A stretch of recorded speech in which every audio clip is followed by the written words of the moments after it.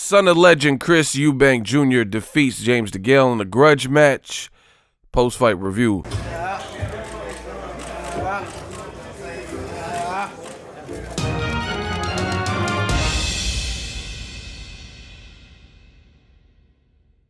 What up, Fight World? It's your boy Ego, and I'm back with some more boxing. Make sure you smash the like button. Also, subscribe to the channel for the latest and greatest in boxing. Now, Chris Eubank Jr., he just settled the score with James Degale. There was a lot of talk, pre-talk, banter about who would win. You know, this was a big domestic fight. Also part of Al Heyman taking over and invading the UK. This was on ITV, and it was a solid fight. If you live in America, you could have watched this on Showtime Boxing, and the fight was what I predicted. You know, Chris Eubank, he defeats James Degale via stoppage, and I think he kind of really took over midway in the middle rounds, midway in this particular fight, and he proved that his strength, his conditioning, and his youth was on his side. Now, I've also told you guys this for a while. In my honest opinion, I really feel that James Degale, there's been some major slippage. We've seen it in certain fights, like when he fought against Anthony Dirrell. You know, he looked good at first and knocked down Dirrell. I think it was 2 times in the first couple rounds, first 2 rounds or whatnot. And it was like, oh wow, Andre Dirrell, like damn, because Andre Dirrell, at the point we know him for quality and massive skill set and stuff. And he let Dirrell come back in the fight and have a good showing, really, later in the fight. And Dirrell came back and fought to a draw.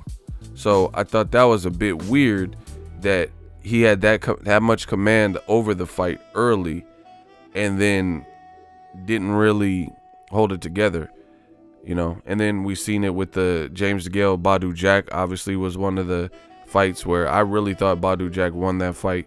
It was on the same card as Gervonta Tank Davis and Jose Pedraza when Tank got his title, and I thought Badu Jack clearly won.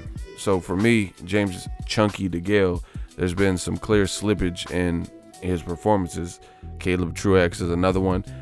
I wasn't at the first Caleb Truex fight, but I went to the second Caleb Truex fight, and that was on the card with Edislandi Lara and Swift Jarrett Hurd.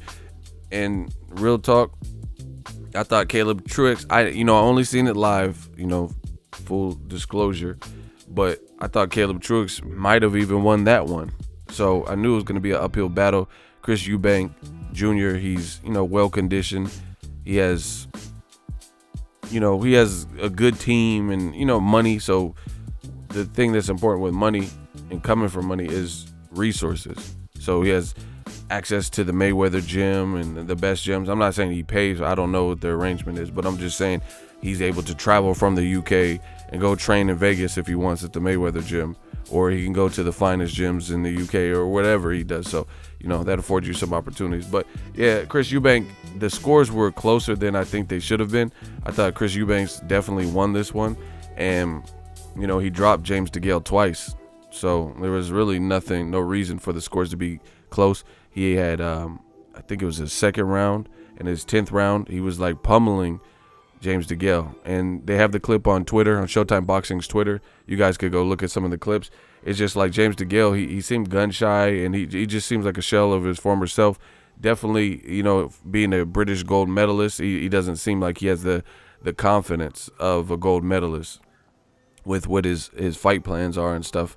And at 168, still remains what Chris Eubank can do. Chris Eubank Jr., he was at one point supposed to fight Gennady Golovkin. That fight fell apart, and he fought Kell Brook instead. 68, he's in shape.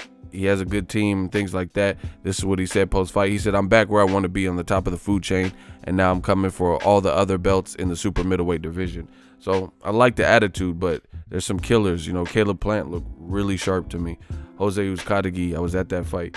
He's also a very good fighter at 168. You have Caleb Smith, who destroyed the guy Canelo just fought, Rocky Fielding, before Canelo, and he did it quicker than Canelo, right? So he's on his way, it is looking like. And Zordo Ramirez is moving up, so that's one less person. But David Benavidez served a suspension for the cocaine thing. He's back. you know, on the Errol Spence, Mikey Garcia card. So 168 is pretty stacked. So I want to see how he matches up. The times that Chris Eubank did step up in elite names like Billy Joe Saunders and George Groves, he lost. George Groves, who just recently retired. So, you know, it remains to be seen how good he is, because like I said, no, I'm not taking anything away. I've said this before the fight.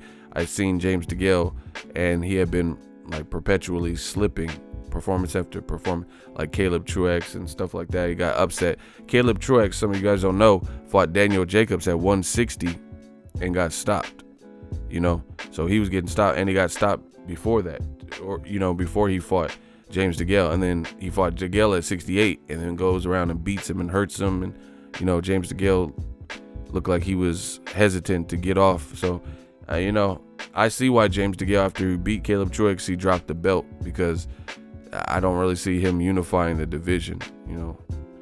So the 2008 Olympic gold medalist James Degale, he was just getting tore up in there, like, you know, hurt, shy, and he wasn't too willing to engage. You know, and it's weird how some fights are like this, where you see all this like pre-fight banter and talk and stuff like that, and then the actual fight comes and the performance doesn't live up to what the fighter was saying. But hey, it's boxing. You never know until you're in there. Let me know what you guys think. Chris Eubank Jr., again, congrats. He defeats James Degale. I thought he looked solid. Good win, seeing how he lost to George Groves in the World Boxing Super Series, WBSS. So, you know, good cap in the hat. Probably the best victory on Chris Eubank's career. Drop your thoughts in the comment section. Let me know what you think Eubank does at 160. Make sure you smash the like button as always. Hate, comment, and subscribe. Till next video, is Ego signing off. So if you enjoyed this video and want more content like this on the channel, you can show your appreciation by going to the PayPal donate button or the YouTube support button, and you can donate any amount that you feel is equivalent to the value of this video. Much more to come. Thank you guys for your support. Boxing Ego, the future of boxing.